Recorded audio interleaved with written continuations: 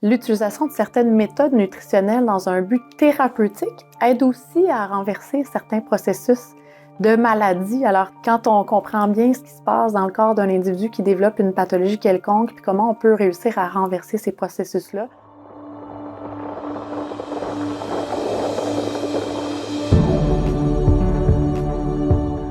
Donc aujourd'hui, je suis avec Dr Anne-Isabelle Dionne, médecin de famille depuis 2014. Toutefois, tu as commencé ta carrière dans les soins intensifs dans un hôpital important de la Rive-Sud. Oui, je suis tombée en amour avec les soins critiques au début de ma carrière. Mais rapidement, j'ai dû prendre des patients en ma charge, en GMF, dans les années qui ont suivi.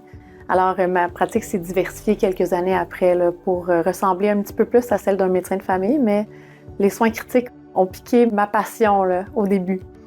Wow! Donc, tu as plongé rapidement dans une diversité. Qu'est-ce qui t'a intéressé dans les soins intensifs? Qu'est-ce qui est venu te chercher? La complexité des cas, j'adore la physiologie humaine, j'adore comprendre comment les choses fonctionnent. Alors, j'ai travaillé là-dedans, j'ai découvert une nouvelle passion, j'ai vu énormément de cas au début de ma pratique. L'équilibre de vie n'est pas ce qui est de mieux quand on fait des soins critiques, donc les nuits, les soirs tard, on jeûne, ce qui est pas mauvais de temps en temps, mais consacrer ma vie à un autre champ d'expertise qui me nourrit maintenant beaucoup, mais qui respecte davantage mes valeurs en termes d'équilibre de vie. C'est sûrement quelque chose qui t'a beaucoup nourri puis qui t'a amené aussi maintenant à t'investir dans une autre forme de pratique. Entre autres, toute la passion qui t'a amené à fonder le centre Axis. Oui, tout à fait, entre autres, dans un hôpital de la Rive-Sud qui était spécialisé davantage en santé cardiovasculaire. Alors évidemment, ces patients-là, une fois qu'ils ont eu leur procédure, ils aboutissent aux soins intensifs quelques jours, le temps d'être stabilisés, de s'assurer qu'il n'y a pas de complications et sont congédiés à la maison. Ce que je remarquais quand j'étais moi-même le médecin qui devait signer le congé pour ma portion des soins en collaboration avec les cardiologues sur place, souvent je remarquais un état de détresse important chez les patients qui venaient de subir un traumatisme, littéralement. Tout s'est passé très vite. Ils ont leur procédure, ils ont eu mal tellement. Eux, ils retournent chez eux en se disant « Mais mon Dieu, mais qu'est-ce que je peux faire pour pas revivre cet événement-là encore? » Et ça va tellement vite, puis les soins sont tellement rapides qu'on n'a jamais le temps d'aborder en détail tous ces facteurs de risque-là, comment les adresser. Tu sais, les premières années de ma pratique, j'ai été confrontée à ça. Puis étant moi-même passionnée du mode de vie, de la médecine préventive, puis pourquoi on appelle ça une maladie chronique en 2024 dans la société moderne, tu sais, c'est parce qu'on n'a pas encore compris comment la renverser dans certains cas, mais ça se renverse parce que ça s'est créé à un certain moment et la pathologie apparaît. Donc, comment on peut faire le reverse engineer de certains de ces facteurs-là pour revenir vers un état optimal de santé que chacun des individus a le pouvoir de maintenir s'il le veut bien, mais il faut commencer par bien comprendre quels sont les déclencheurs et comment il peut les adresser convenablement. Exactement. En fait, c'est drôle parce que tu parles du pouvoir, puis moi, pour mon podcast, c'est votre santé, votre pouvoir. Ouais.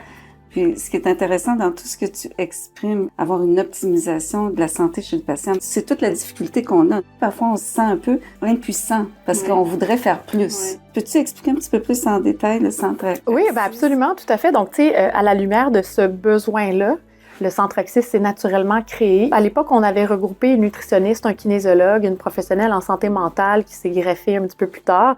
Et il y avait moi comme médecin qui comptais sur l'apport de mes deux collègues en nutrition, en kinésiologie pour aider les gens à modifier leur comportement alimentaire, bouger davantage tout en respectant les limitations. Mais on ne peut pas passer sous le silence l'anxiété, la santé mentale, le pouvoir de la pensée qui est destructeur pour la physiologie humaine. Donc, une psychologue excellente. Puis, elle a initié la méditation chez ses patients qui venaient de souffrir d'un infarctus, d'un événement cardiovasculaire quelconque. C'était évidemment une initiation. Donc, tu sais, c'était un scan corporel. Donc, souvent une méditation qui est facile à faire, se concentrer sur chacun des membres, puis respirer. Puis, on voyait qu'il y a des gens qui vraiment s'endormaient, s'apaisaient. Et l'équipe s'est diversifiée davantage. Maintenant, on va plus s'investir dans la santé préventive de première ligne. Donc, il y a des gens qui ont besoin de guidance à savoir comment atténuer les symptômes, comment mieux s'alimenter, comment arrêter de réagir à tout ce qu'on se met dans la bouche. Tu sais. Il y a quand même une abondance de clientèle en première ligne qui a besoin de ce soutien-là en santé préventive, santé intégrative. Oui, bien en fait, c'est exactement une des choses que nous deux, on chérit, c'est la santé intégrative, mais c'est une réalisation exceptionnelle, ce que tu as réussi à mettre sur pied. On dit toujours à l'adage, on est ce qu'on mange. Hein? Puis toi, je sais que tu as misé beaucoup là-dessus. Puis Tu travailles avec d'autres professionnels qui sont des nutritionnistes. Oui, absolument.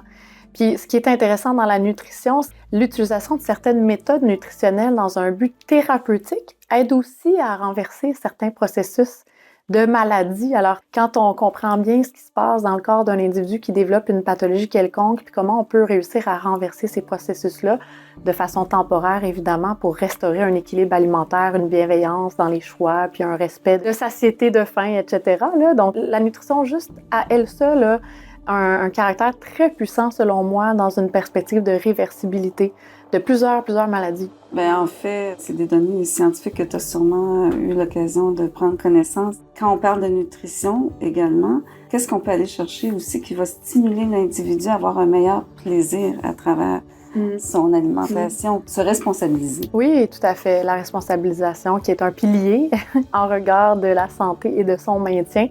D'ailleurs, si je peux me permettre de faire un aparté par rapport à ça, je suis tout à fait de ton avis en lien avec la pertinence de la médecine préventive. Maintenant, on est vraiment rendu là. C'est vraiment super enrichissant d'échanger avec toi. C'est réciproque. Ce ne sera pas la dernière fois. Bien, parfait, je suis partante pour les prochaines.